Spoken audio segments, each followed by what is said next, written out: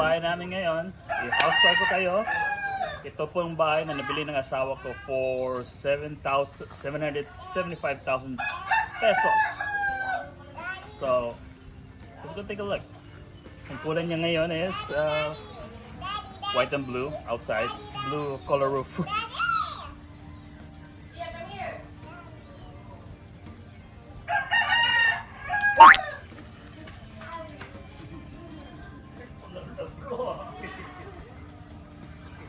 Cut! Cut! So, nung una, nire-rentahan lang itong bahay na to. Itong bahay na to is actually duplex. Hati dito. Yung part na ano, wala pa yon. Hati dito, yung room, yun yung nire-rentahan namin. The other side, may other door, doon din nire-rentahan ng ibang tao. But binenta ng may-ari, so kinuha lahat ng, ano, ng asawa ko. Kinonvert lahat in open space para magamit yung whole house. So, let's go take a look. Okay po, so papasok po tayo sa ano, nandito na yung mga tenants natin, yung mga may-ari ng bahay. So, this is the patio. Yeah, wala to nung una, itong lugar na to, wala to. Open to, pero nilagyan ng bagong room and extend doon sa ano. Ito na yung patio, dito nagtatamba yung daddy ni Jazz. So, para magpapahangin. Papasok na po tayo. Pasok na po. Yan. Okay, papasok na po tayo. Ito na po yung living room. You can see that we have a 54-inch TV. Naka-wall hang sa wall namin with all the cabinet. Ito po yung cabinet na bili sa Lazada, which is mura lang, pero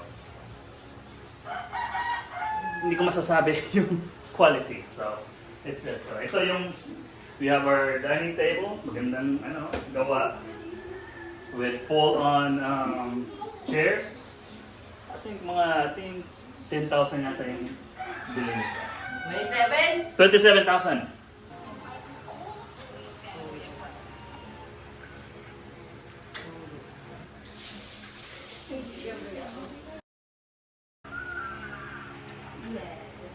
So itong bahay na to, she made 3 bedrooms, 2 bathrooms. Okay, so we're first gonna go to our master bedroom over here. Here's my baby.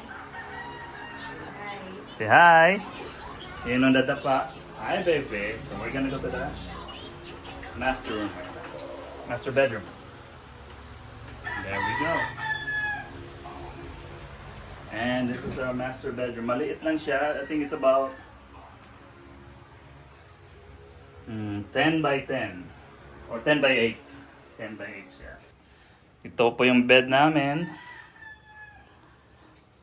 Which is, this is also bought locally from, I don't know how much it was. Ito yung mga cabinet sa Lazada. Again, the same thing, hindi ko masasabi yung quality. Either yung quality build niya or yung nag-build mismo yung may problema. Okay, we got all the paintings over here. Ito galing sa Lazada. Itong mga blinds dito, magaganda. I like the way it functions.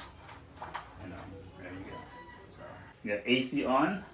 Ito yung going to the bathroom, but before that we got our little changing room right here.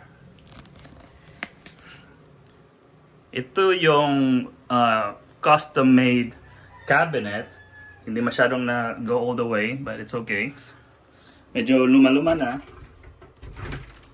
There you go. Yan lang yung papakita ko sa inyo. So, pupunta tayo sa bathroom. There's our bathroom. Okay, so our bathroom is not as big. I would say about 4 by 5 feet, but that's okay na yun. Malaki-laki na yan. You know, I'm gonna show you. Okay, we got our shower head. Kakonekta lang sa faucet, just a hose running up down. That's one of the popular made ones. Our toilet, dali lang. And with tiles.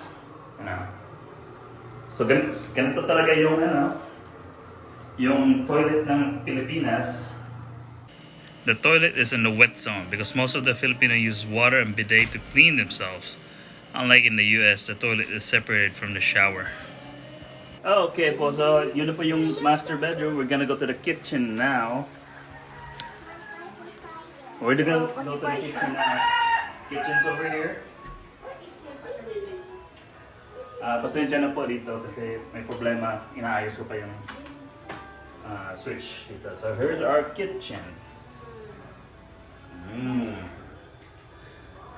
Itong kitchen na to was also part of our spot before na change yung yung bahay para lumaki.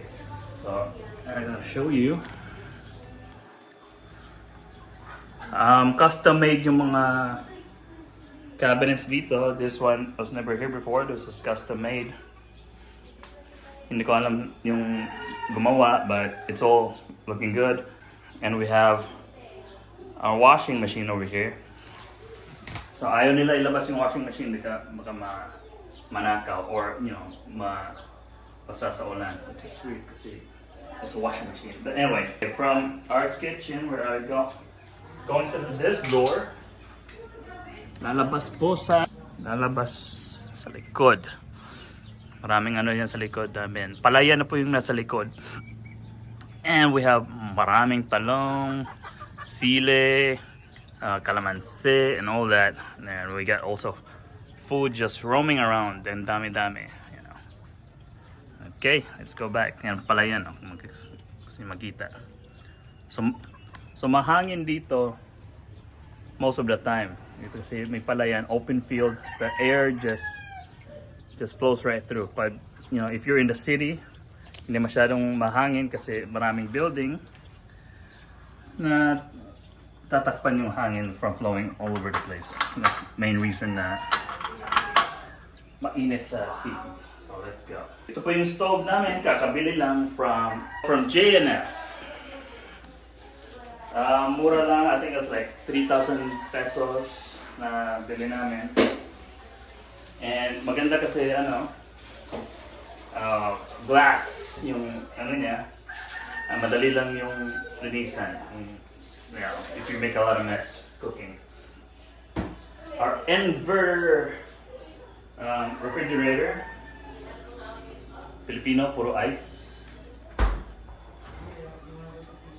Puro ice ulit.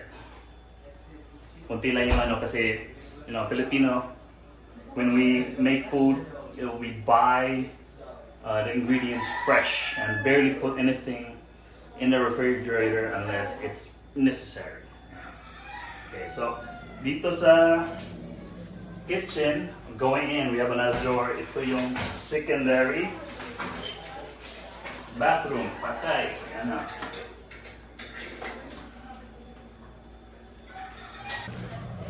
Ito yung secondary bathroom, maliit. Sobrang liit siya. 3 feet by 5 feet yung niya. So, before wala to yung we get our mirror. Before wala tong wala tong tiles before. Lang talaga siya. Mga sementado lang. Ni-replace namin yung toilet. Before it was hand flush lang. Ngayon, flush toilet na siya. So, we got this. Most dito lahat na naliligo yung mga tao. Okay, so pupunta tayo sa ulit sa main living room. We got 2 more rooms over here pero hindi natin bubuksan kasi sobrang dumi. Hindi dumi. Magani. So, may doon. Daming dumi doon. And ito rin, ito yung room ng Papa. Tutulog, wala natin. Yung mga room na yan, malaki-laki, like about 10 by 15 feet. Ito rin 10 by 15 feet dito. Hindi ko alam sa metro, but malaki-laki din. It's not fully furnished yung room na yon. So, hindi katulad sa master bedroom na fully furnished siya. Okay, so nakita na natin yung loob. So, we're gonna go outside and check yung palibutan natin, okay? Yes! Narinig niyo yan? Daming mga manok dito. So ito yung mga binuhay na roosters for ating sabong, yung mga gusto ang pasabong to dito. Yeah, just got roost. So yung bahay nabili for 775,000 pesos. At the same time, yung kabilang bahay dito may neighbors. So binili din to kasi inoffer sa amin for 225,000, which is cheap. So all in all, almost a million. At napaganda pa. So if you wanna buy this, 3 million. Bahala kayo. Giginansya kami. Natin. So itong side na to, hindi pa masyadong gawa tong kasi naubusan ng funds. Usually this was supposed to be another house. It's supposed to be an apartment that gagawin namin parenta kasi we put that house over there to live, and this one for rent, and the rent will pay for the house together, you know what I mean, for like the kuryente and the tubig, ganun. Papakita ko yung mga chickens. Look at that. Dami mga chickens ito. Mga alaga ni Echa. Mga bananas. Ito. So hindi pa talaga siya na linisan kasi there's no more time.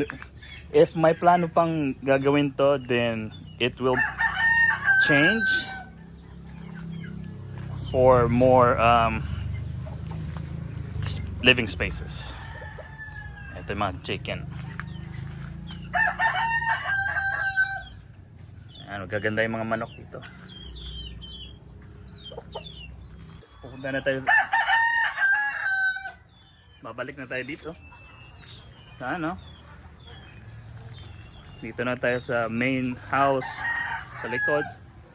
Ito po yung namin, e-bike na ginagamit. Ang problema, nabasag yung charger kasi nabasa sa ulan. So bumili sa Lazada ng bagong charger. First off, naghanap kami ng mag-aayos ng charger, but sabi daw hindi nila kaya magawa. So tinignan ko na lang sa Lazada, mura lang, 250 for charger. Ulitin mo. Nothing? Okay. So ito po yung palayan sa likod namin. Kakalagay lang ng mga rice ngayon. Ang laki, ang lawak ng palayan. Tayo dito. Ito yung mga plants ni Cha. Ito. Yan. So maraming mga talong dito. Usually, sabi ni Mama, for like more than 5 years na, palagi siya nagbibigay ng biyaya. And it's good that, na for 5 years it keeps giving. Kasi sa Amerika, wala na. Within harvest time, namamatay na yung mga tanim doon. I don't know bakit ganun. So, okay po, so thank you for watching. Mabilisan na house tour. Gusto yung house tour yung bahay ni Jasmine. Marami siyang pinagawa. At bumababa yung camera tripod ko. But at the same time, thank you for watching. Please like and subscribe. See you again next time. Thank you, and have a good day.